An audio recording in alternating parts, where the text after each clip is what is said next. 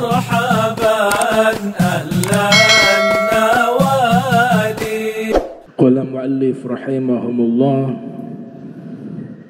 عن حذيفة رضي الله تعالى عنه قال كنا جلوسا عند عمر رضي الله عنه فقال أيكم يحفظ قول رسول الله صلى الله عليه وسلم في الفتنة قلت أنا كما قاله قال إنك عليه أو عليها لجريء قلت فتنة الرجل في أهله وماله وولده وجاره تكفرها الصلاة والصوم والصدقة والأمر والنهي قال ليس هذا أريد ولكن الفتنة التي تموز كما يموز البحر قال ليس عليك منها بأس يا أمير المؤمنين إن بينك وبينها بابا مغلقا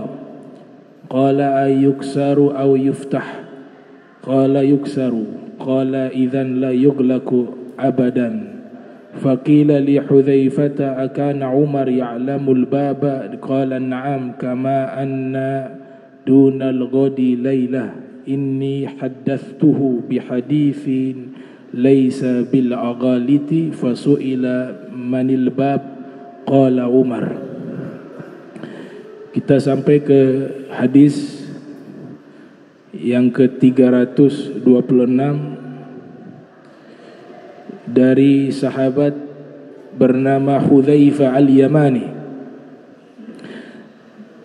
Nah, hadis ini termasuk hadis nubuwah, hadis yang menjelaskan tentang fitnah-fitnah yang terjadi setelah wafatnya Rasul sallallahu alaihi wasallam hingga mendekati hari kiamat. Nah, Sayyidina Hudzaifah al-Yamani meriwayatkan hadis-hadis mengenai fitnah yang menimpa umat manusia secara umum dan khususnya menimpa umat Islam. Beliau riwayatkan dengan riwayat yang sangat banyak.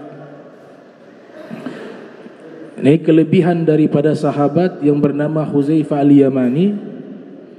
Beliau salah satu sahabat yang banyak meriwayatkan tentang masa depan, tentang fitnah-fitnah, tentang tanda-tanda kiamat. Nah, termasuk masalah-masalah yang menjadi pertikaian sesama sahabat. Itu pun beliau telah dikabarkan oleh Nabi Muhammad sallallahu alaihi wasallam. Bahkan orang-orang munafik yang hidup di zaman Nabi bersama Nabi, beliau telah mengetahui nama-namanya satu persatu. Karena Nabi sallallahu alaihi wasallam telah memberitahukan kepadanya. Nah, ini sahabat bernama Hudzaifah al-Yamani, dan hadis ini termasuk hadis yang sangat penting di dalam ilmu fikih tahawulat, karena ini nanti menceritakan mulai munculnya fitnah di dalam Islam. Hadis ini diceritakan dengan bahasa-bahasa isyarat. Hudzaifah al-Yamani meriwayatkan hadis ini, dan nanti kita akan kaji satu persatu dan kita terjemahkan artinya. Begitu pentingnya hadis ini sehingga banyak sekali para ulama hadis meriwayatkan hadis yang sama di dalam kitab-kitab mereka, karena begitu pentingnya hadis ini. Saya coba mencari tahu berapa banyak ulama yang meriwayatkan hadis ini. Hadisnya satu, tapi diriwayatkan kurang lebih 10 ulama hadis. Itu menandakan hadis ini adalah hadis yang menjadi rujukan utama di dalam masalah fitnah yang terjadi di umat Islam. Dan sampai sekarang fitnah itu terus berjalan. Dia berhenti nanti sejak lahir atau keluarnya Imam Mahdi.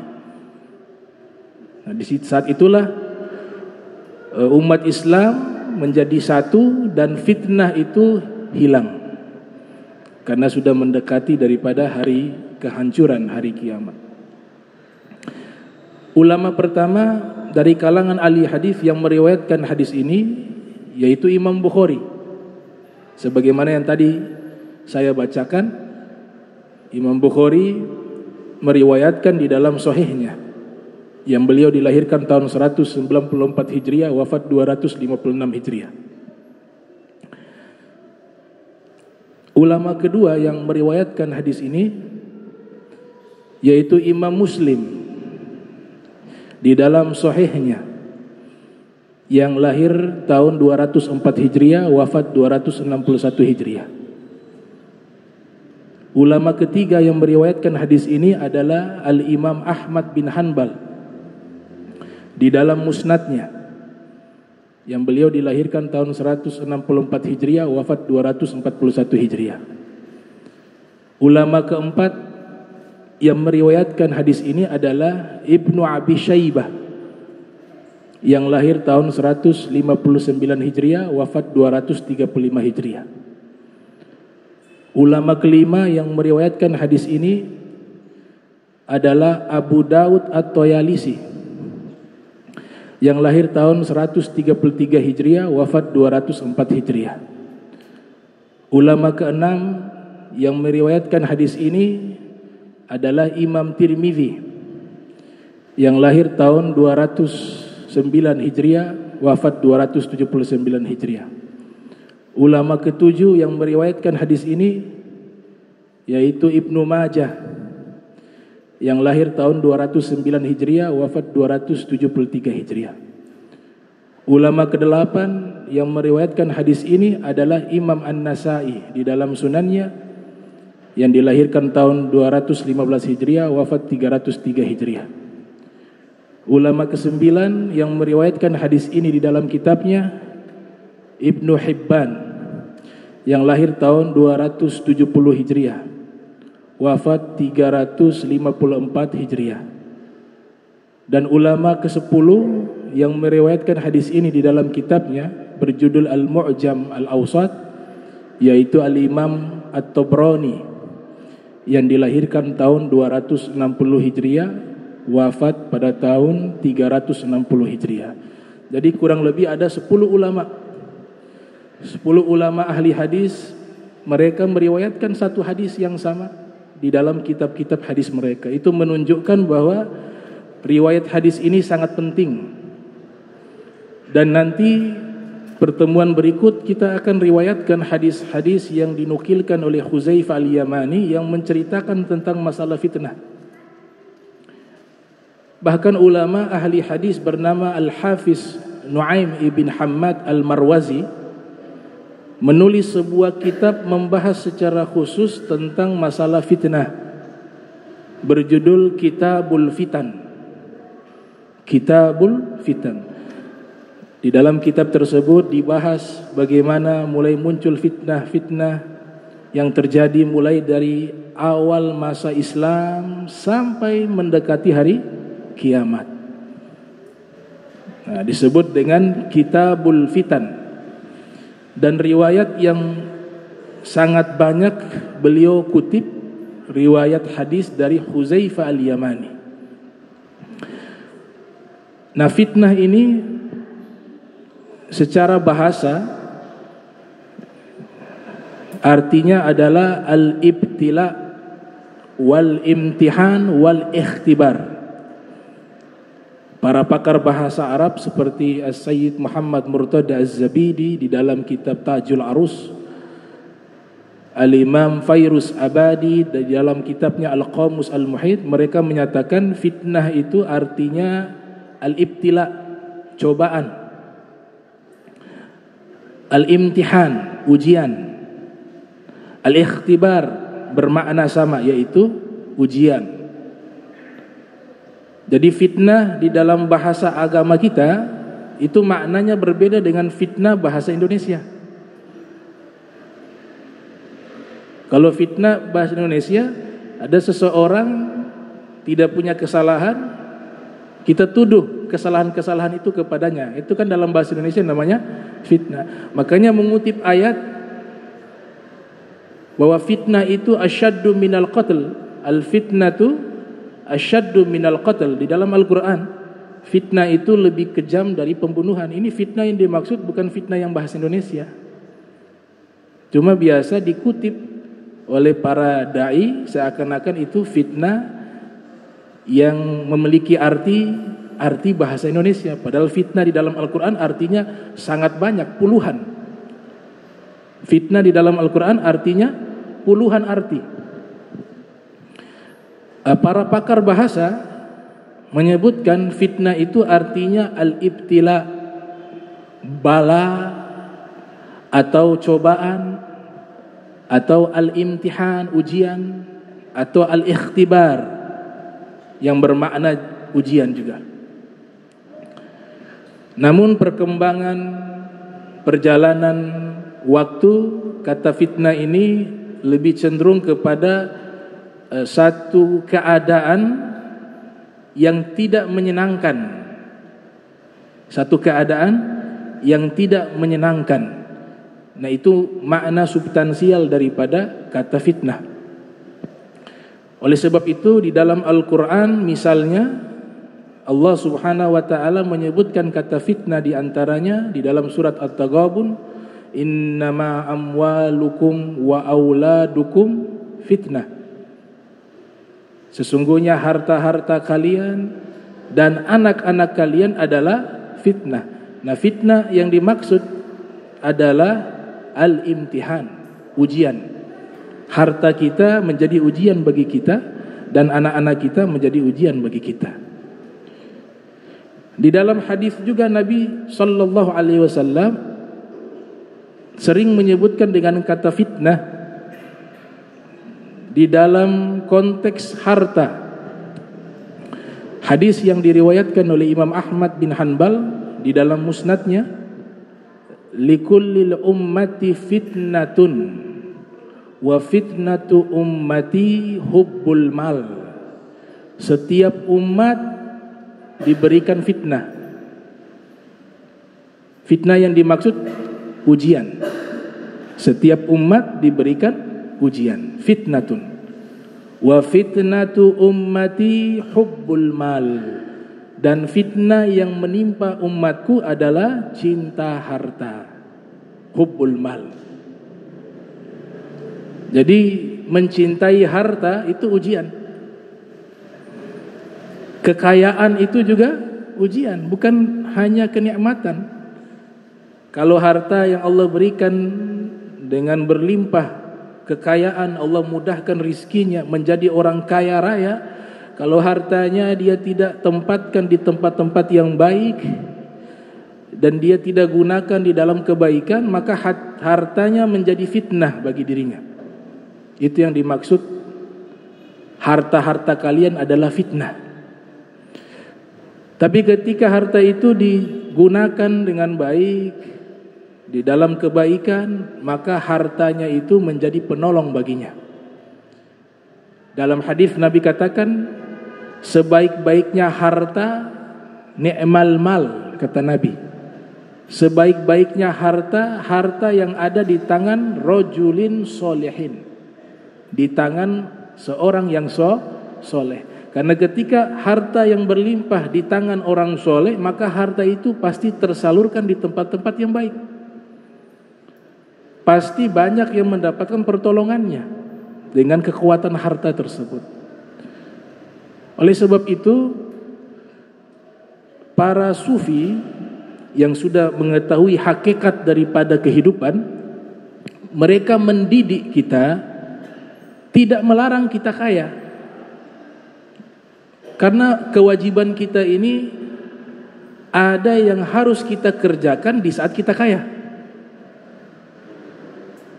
Ibadah haji, kalau konteksnya zaman sekarang harus kaya.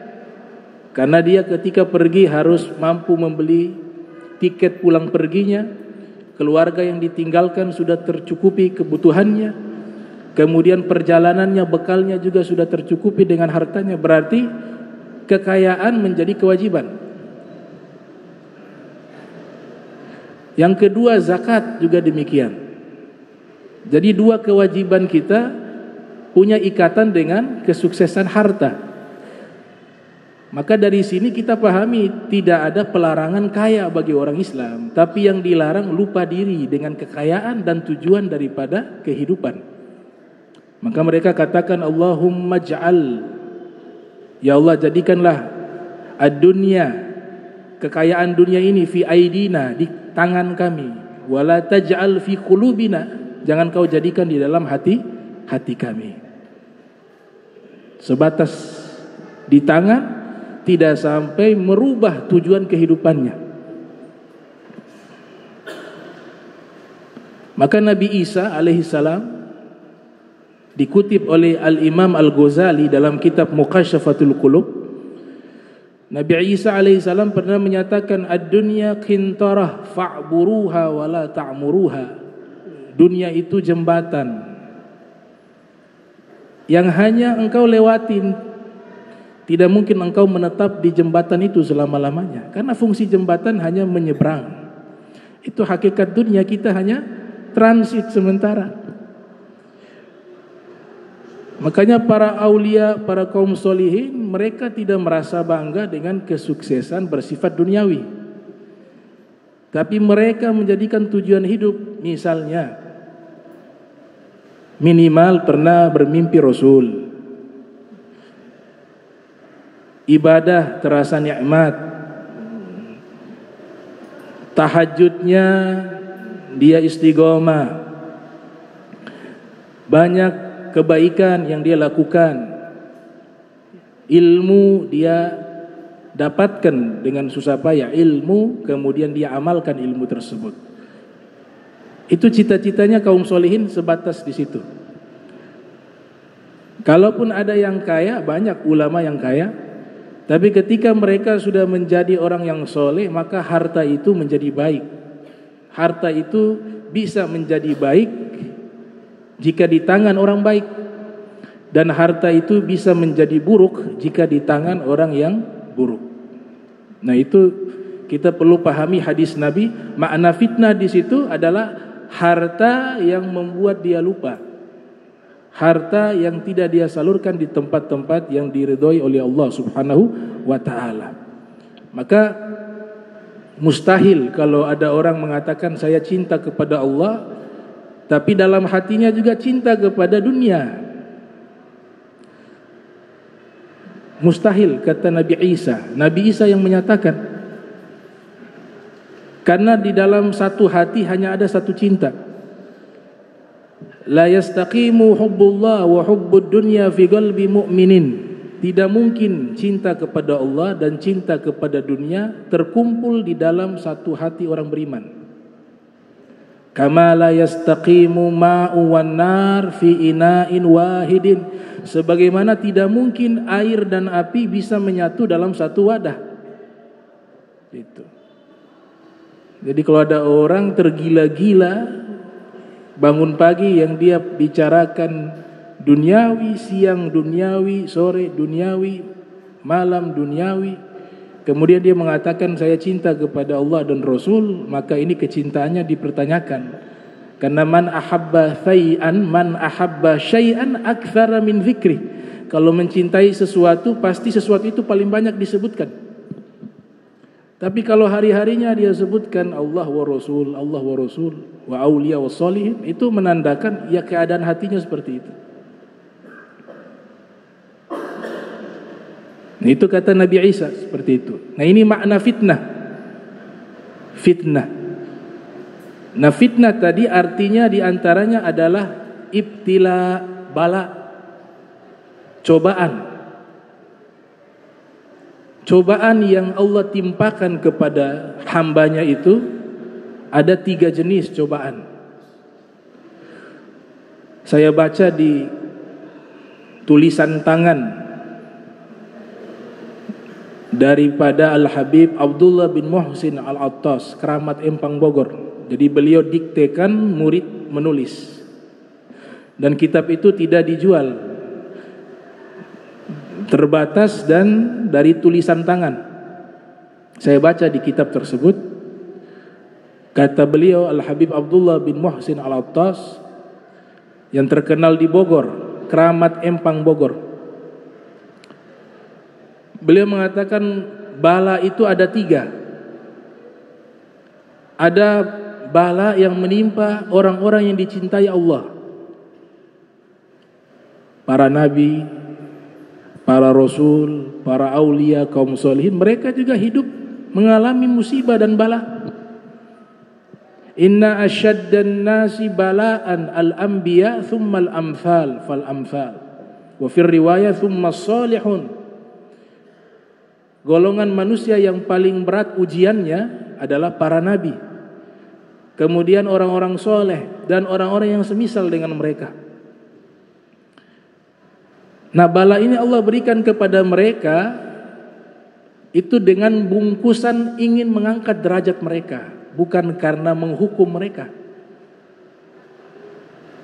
Karena mereka orang soleh, orang baik, orang yang dicintai oleh Allah, sehingga bala, masalah-masalah, bencana atau hal-hal yang tidak menyenangkan hati mereka ketika mereka hidup di dunia, tujuan Allah agar mereka bersabar dan Allah tinggikan derajat mereka.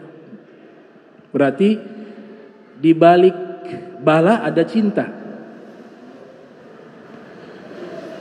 Yang kedua, orang-orang mukmin. Orang-orang mukmin, orang-orang yang awam seperti kita, tapi hidup kita tidak melakukan pelanggaran-pelanggaran. Kita berusaha untuk menjaga diri kita selalu taat kepada Allah Subhanahu wa taala, tapi tetap ditimpa yang namanya masalah, ditimpa yang namanya bala. Maka ini bungkusan balanya itu Allah jadikan sebagai penghapus dosa. Kita punya dosa Allah bersihkan. Ada yang lewat sakit, ada yang lewat bangkrut dalam usaha, hal-hal yang tidak menyenangkan yang ia rasakan ketika dia hidup, itu Allah menghapus dia punya dosa. Bahkan di dalam satu riwayat dikatakan, kita demam sehari semalam, kemudian kita bersabar, tidak mengeluh, tidak memprotes kepada Allah, maka itu menghapus dosa-dosa kecil selama 1 tahun. Berarti ini bala tujuannya menghapus dosa. Kafaratul dzunub diistilahkan dengan bahasa hadis, kafaratul dzunub, penghapus pelebur dosa. Kemudian bala yang ketiga Allah timpakan kepada fusak, para pendosa, kufar, orang-orang kafir, al-munafiqin, orang-orang munafik, wal musyrikin, orang-orang musyrik, orang-orang zolimin, orang-orang zolim. Nah, ini jika ditimpa bala, itu balanya uqubah, sanksi, azab. Allah ingin tegur mereka, Allah ingin binasakan mereka karena perbuatan mereka. Nah, itu 3 bala di dalam perspektif Al-Habib Abdullah bin Muhsin Al-Attas. Ada satu hadis diriwayatkan oleh Imam As-Suyuti yang dilahirkan tahun 849 Hijriah, wafat 911 Hijriah.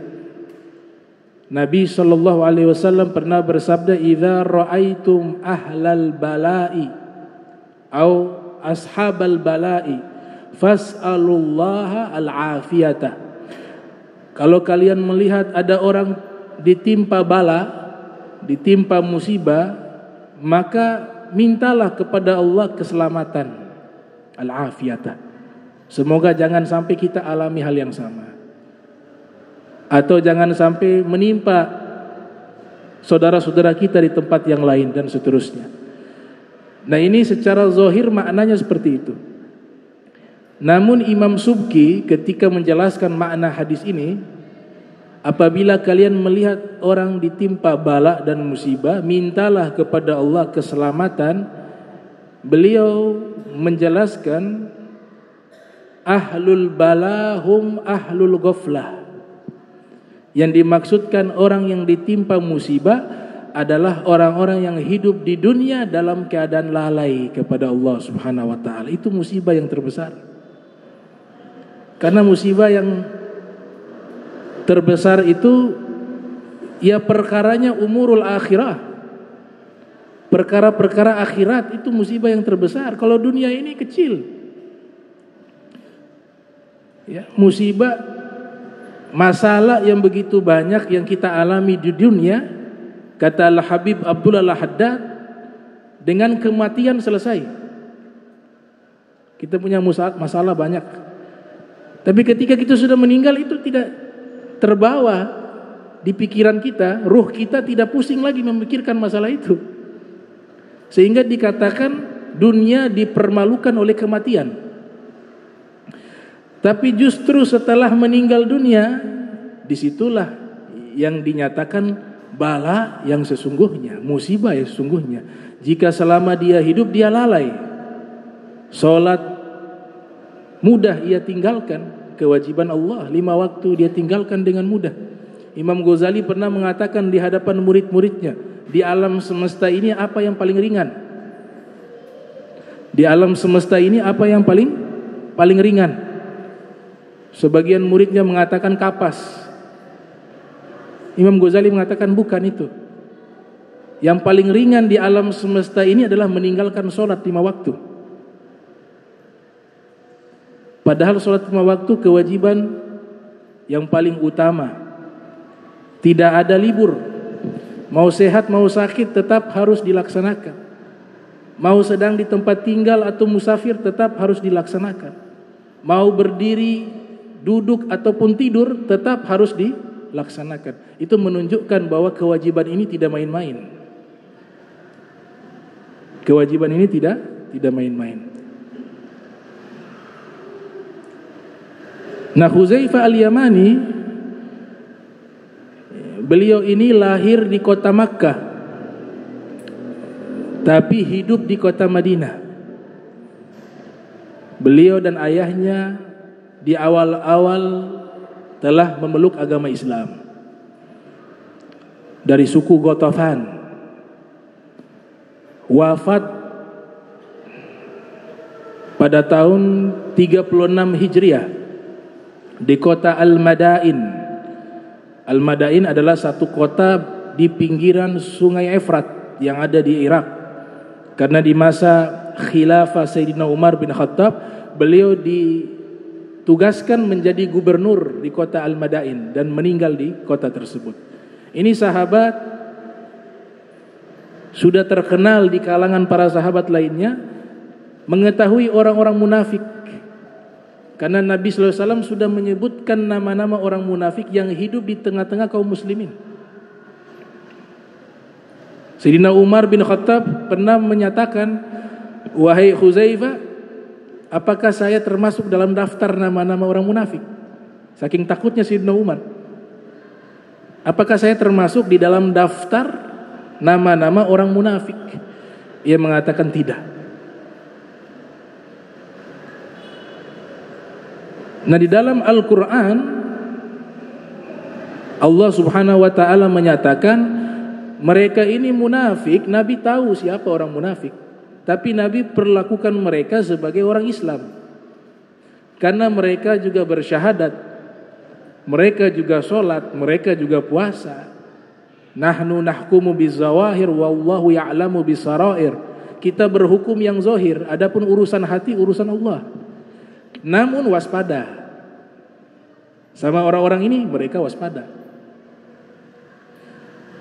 Hudzaifah Al-Yamani, Nabi sudah sebutkan daftar nama-nama orang munafik dari awal sampai akhir. Jadi dia tahu itu mana yang munafik. Dalam Al-Quran Allah Subhanahu wa ta'ala gambarkan sifat orang munafik itu pembohong. Idza ja'akal munafiquna qalu nashhadu innaka la rasulullah wallahu ya'lamu innaka la rasuluh wallahu yashhadu innal munafiqina lakadzibun. Allah tegaskan sifat mereka apa? pendusta. Apabila datang kepadamu wahai Nabi Muhammad orang-orang munafik, mereka mengatakan, kami bersaksi engkau adalah utusan Allah, dan Allah mengetahui engkau adalah utusannya. Sesungguhnya orang-orang munafik lakadzibun, sungguh pendusta. Wa fi Sahih Bukhari ayatul munafik thalathun, tanda orang munafik 3. Idza haddatsa kadzab, kalau berbicara berbohong. Ini karakter orang-orang munafik. Wa idza wa'ada akhlaf, berjanji diingkari. Wa idza tumin khan, diberikan amanah dikhianati. Orang-orang munafik.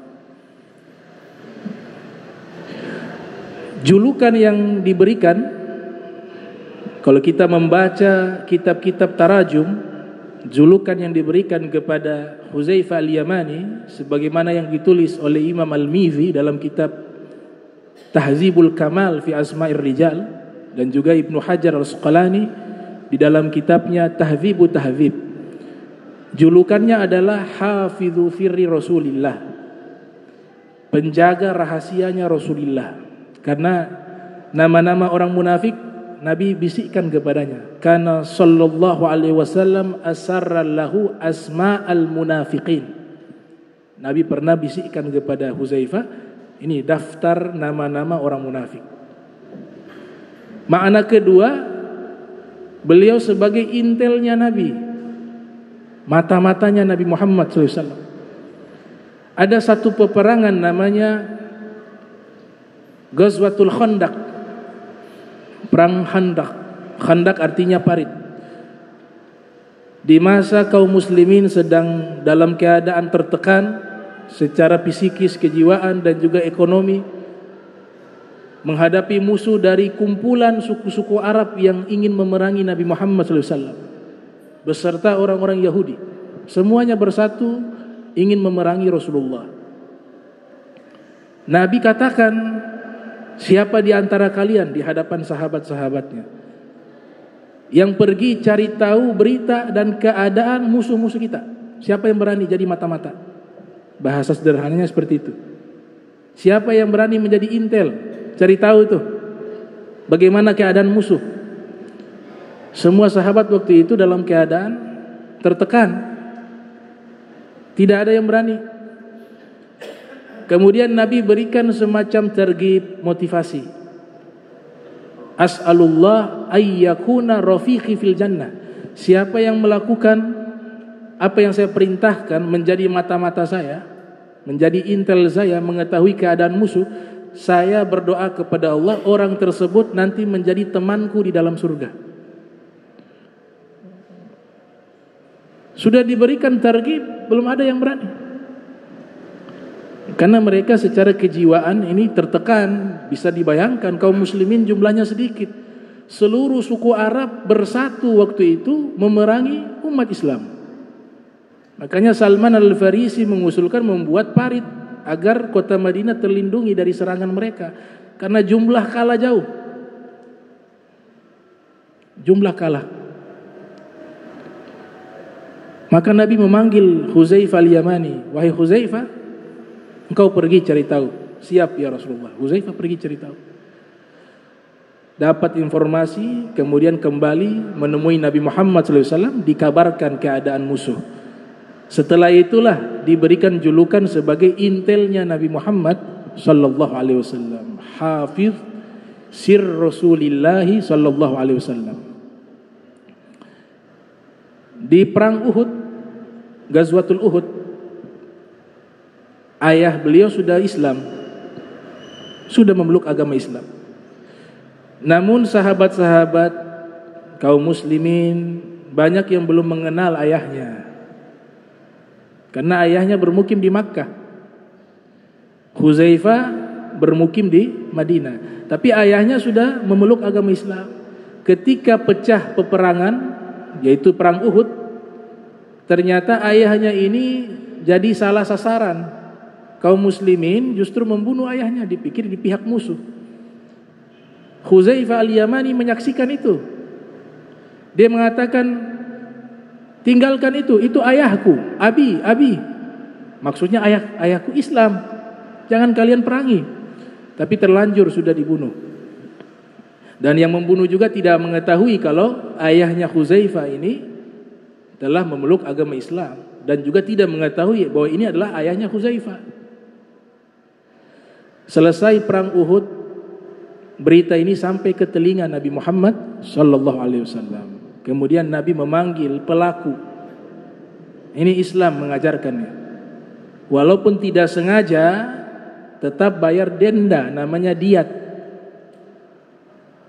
Diat itu kalau saya baca di kitab Ibnul Qayyim, Zadul Ma'ad fi Hadi Khairil Ibad, yang lahir 691 Hijriah, wafat 751 Hijriah.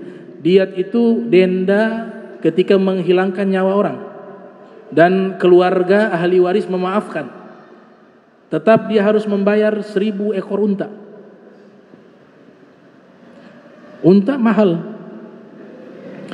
Nabi perintahkan, ini yang sudah membunuh ayahnya Huzaifah, kau bayar diat. Kebetulan yang membunuh ini mampu, dibayar diat tersebut kepada Huzaifah. Huzaifah luar biasa, sudah memaafkan orang yang sudah membunuh ayahnya, karena Huzaifah tahu, dia tidak tahu. Bahkan Huzaifah mendoakan, Ghafarallah lakum wa huwa arhamur rahimin. Semoga Allah mengampuni dosa kalian, dan Allah Maha Penyayang. Saya maafkan karena tidak tahu. Kata Nabi, tetap terima diat, ganti rugi. Huzaifah terima ganti rugi tersebut. Setelah itu Huzaifah sedekahkan seluruhnya kepada umat Islam. Maka Nabi Muhammad SAW mulai jatuh cinta kepada Huzaifah al-Yamani, dan Nabi menghormati Huzaifah al-Yamani. Sehingga nama-nama orang munafik Nabi sebutkan secara khusus kepada Huzaifah al-Yamani. Ada satu kisah bagaimana kedalaman pemikiran Huzaifah, dan insyaallah pertemuan berikut kita akan bacakan riwayat hadis Huzaifah al-Yamani yang berbeda dengan hadis-hadis lainnya. Huzaifah al-Yamani mengatakan, biasanya orang-orang terdekat Nabi bertanya kepada Nabi tentang kebaikan. Ya Rasulullah, bagaimana amalan agar saya masuk ke dalam surga? Bagaimana amalan agar pahala dapat berlimpah, rizki berlimpah? Semuanya kebanyakan pertanyaan sifatnya baik. Tapi kalau saya bertanya kepada Nabi tentang keburukan, ya Rasulullah, keburukan yang paling buruk apa? Ada tidak keburukan yang tersembunyi dalam kebaikan? Jadi pertanyaannya tentang keburukan, bukan kebaikan. Tujuannya satu, agar kita mengetahui hal-hal yang buruk yang langsung dari lisan Nabi, sehingga kita bisa meninggalkan dan menjauhi keburukan tersebut, kata Huzaifah al-Yamani. Dan ini alim, abid wa faqih, pernah bertemu dengan Sayyidina Umar bin Khattab. Kemudian Sayyidina Umar menanyakan kabarnya, kaifa asbahta ya Huzaifah? Bagaimana kabarmu pagi ini wahai Huzaifah? Huzaifah mengatakan, di pagi ini uhibbul fitnah, saya senang kepada fitnah. Wa akrahul haq, saya benci kepada kebenaran. Wali ma fil ardi laisa lillah, atau kama qala, dan saya memiliki apa-apa yang ada di bumi yang tidak dimiliki oleh Allah. Yang keempat, usolli bi ghairi wudu, dan saya sholat tanpa wudu. Sayyidina Umar marah waktu itu. Tanya kabar baik-baik, jawabnya seperti itu. Bagaimana kabarmu pagi ini? Oh, pagi ini saya senang kepada fitnah, saya benci kebenaran, saya memiliki apa-apa yang tidak dimiliki oleh Allah, dan saya sholat tanpa wudu.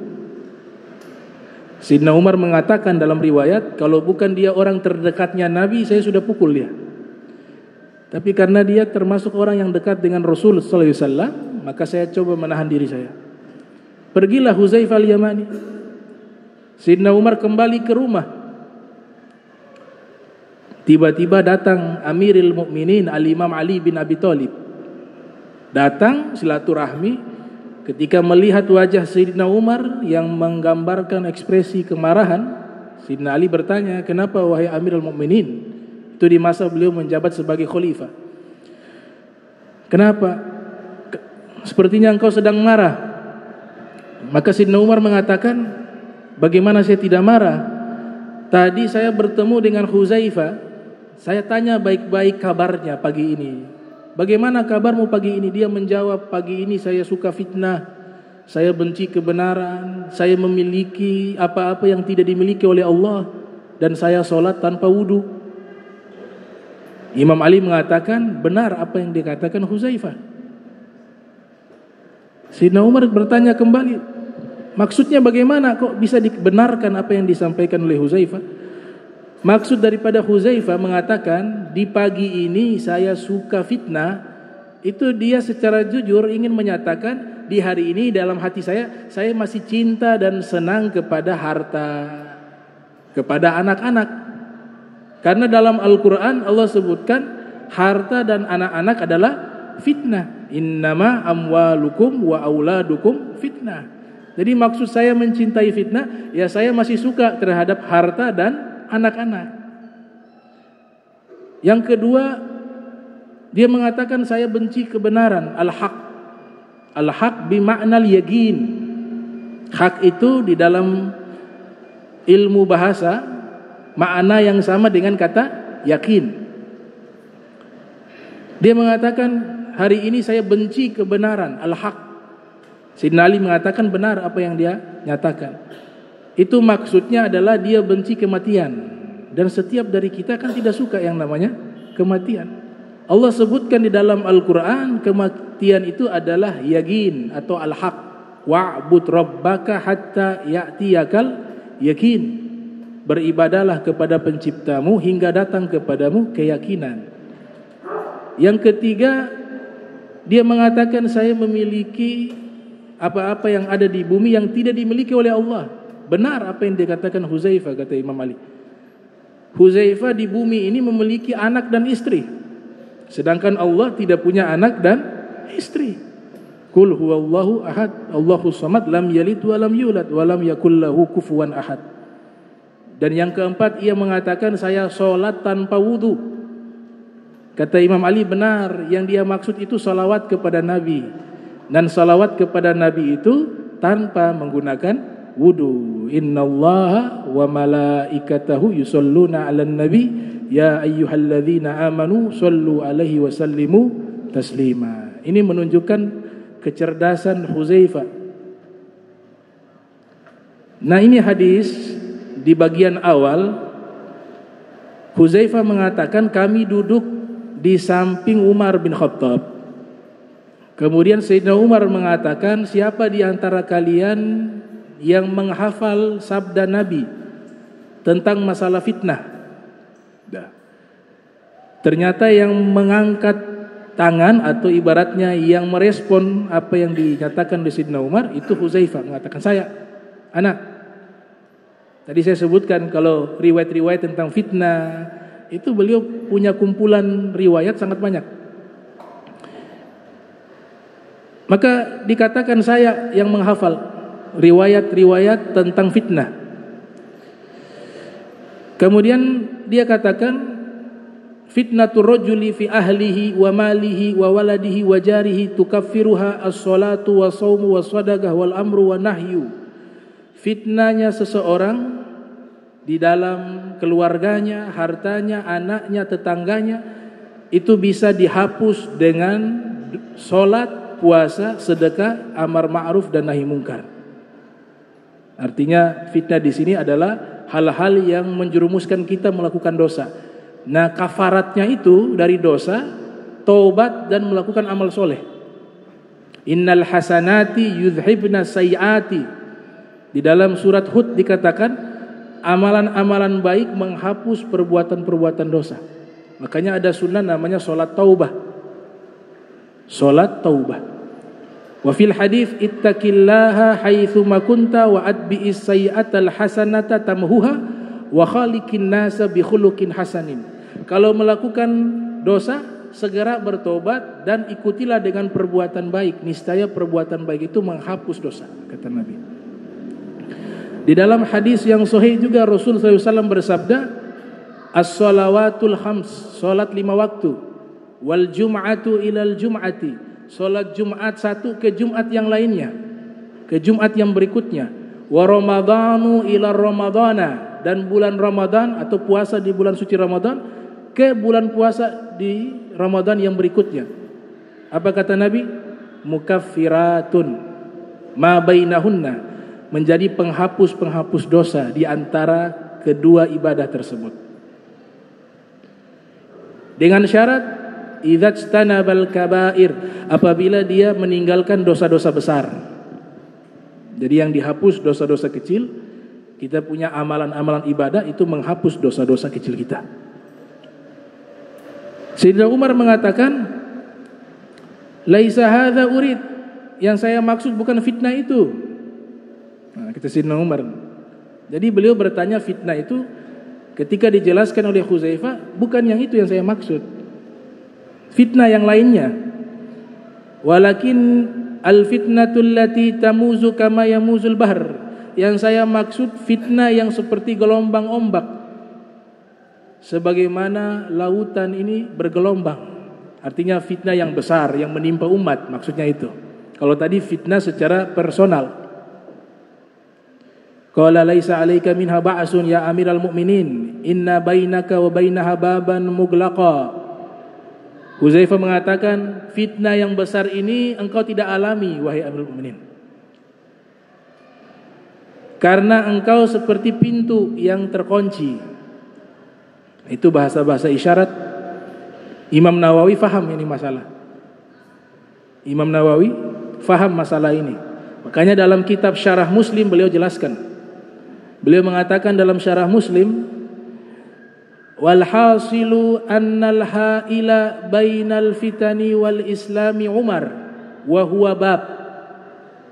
Fama dama hayyan la tadkhulul fitan, fa idza mata dakhalatil fitan wa kadzakan. Imam Nawawi ketika mengomentari hadis ini, karena hadis ini kan ada di Sahih Muslim juga. Imam Nawawi punya kitab Syarah Muslim. Imam Nawawi mengatakan kesimpulan daripada hadis ini sesungguhnya menjadi penghalang antara fitnah-fitnah, masalah-masalah dan fitnah-fitnah yang terjadi di dalam agama Islam itu masih terhalang dengan adanya Sayyidina Umar bin Khattab. Wa huwal bab, karena beliau adalah pintu yang tertutup. Selama Umar masih hidup, fitnah itu belum terjadi. Tapi ketika dia sudah meninggal, maka terjadilah fitnah, dan benar-benar apa yang disampaikan Huzaifah benar-benar terjadi, kata Ibnu Nawawi. Kenapa? Karena setelah Sayyidina Umar bin Khattab meninggal, diganti oleh Sayyidina Utsman. Sayyidina Utsman terbunuh oleh pemberontak secara zalim, dan mulai saat itu kata Syekh Bajuri muncul masalah dalam Islam. Mulai saat itu, bukan di zaman Sayyidina Umar, di zaman Utsman bin Affan. Mulai muncul perang sesama muslim, bahkan sesama sahabat. Ada perang Siffin antara Imam Ali ibn Abi Thalib dengan Muawiyah. Di pihak Muawiyah ada sebagian kecil sahabat, di pihak Imam Ali ada sahabat juga. Terjadi peperangan. Ada juga perang Jamal antara Imam Ali dengan Sayyidah Aisyah. Dan berlangsung terus fitnah-fitnah ini sampai hari ini dan sampai akan datang. Makanya Imam Ja'far Shadiq mengatakan, man hamala saifa qabla zuhuril mahdi faqad kutil. Orang yang membawa pedang membela agama Islam sebelum Imam Mahdi keluar, maka dia akan terbunuh oleh pedangnya sendiri. Artinya apa? Sesama kaum muslimin tetap akan ada bertikai. Nah, orang yang berakal dia hindari fitnah itu, karena sudah dikabarkan itu adalah fitnah. Mulai dari zaman Sayyidina Utsman. Nah, Sayyidina Umar bin Khattab diibaratkan pintu, babun, pintu. Kemudian ditanya oleh Sayyidina Umar. Sayyidina Umar paham ini maksudnya.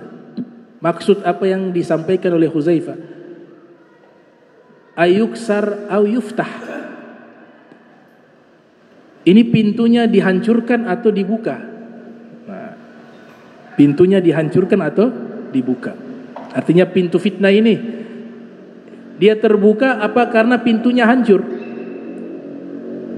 Kemudian dikatakan yuksar, oh pintunya dihancurkan, bukan dibuka. Ini mereka dididik dengan bahasa-bahasa yang tinggi. Makanya bahasa Arab itu banyak bahasa-bahasa kiasan, hiperbol, metafor. Sehingga banyak ayat juga tidak bisa diartikan secara tekstual. Dibutuhkan penafsiran dan pentakwilan oleh para ahlinya. Idzan la yuglak abadan.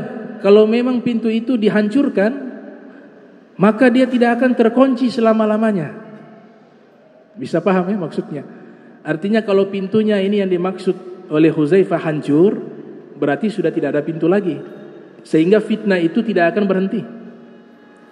Tapi kalau pintunya terbuka, bisa ditutup, suatu saat dia akan berhenti. Makanya para ulama mengatakan seperti Syekh Bajuri, bahwa fitnah yang menimpa umat Islam akan berlangsung terus sampai Imam Mahdi. Satu riwayat mengatakan sampai hari kiamat baru selesai. Gitu. Maka jangan heran sekarang macam-macam, ada firqah-firqah muncul di dalam Islam. Ada yang mudah mengkafirkan umat Islam, menyesatkan umat Islam. Yaitu bagian daripada fitnah yang memang sudah dinyatakan oleh Rasul sallallahu alaihi wasallam. Faqila li Hudzaifah kana Umar ya'lamul bab. Kemudian ada yang bertanya kepada Hudzaifah, apakah Umar mengetahui pintu itu? Qala na'am. Iya.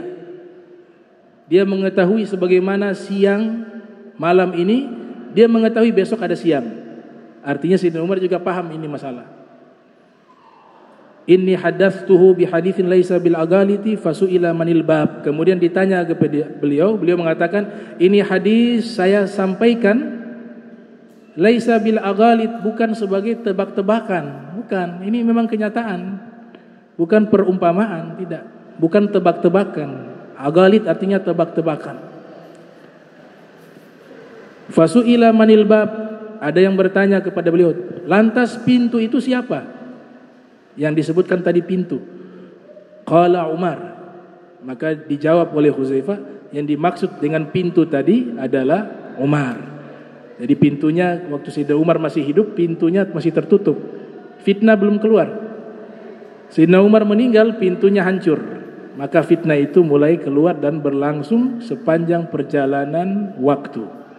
Hingga ditentukan oleh Allah munculnya Imam Mahdi atau sudah tibanya hari kiamat.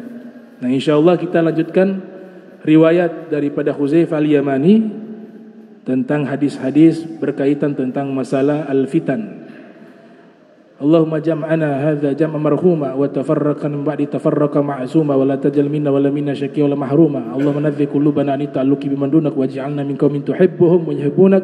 Subhanaka bihamdika asyhadu an la ilaha illa anta astaghfiruka wa atubu ilaihi. Wa sallallahu ala sayyidina Muhammadin wa ala alihi wa sahbihi wa baraka wa sallam. Wa lafu minkum wassalamu alaikum warahmatullahi wabarakatuh.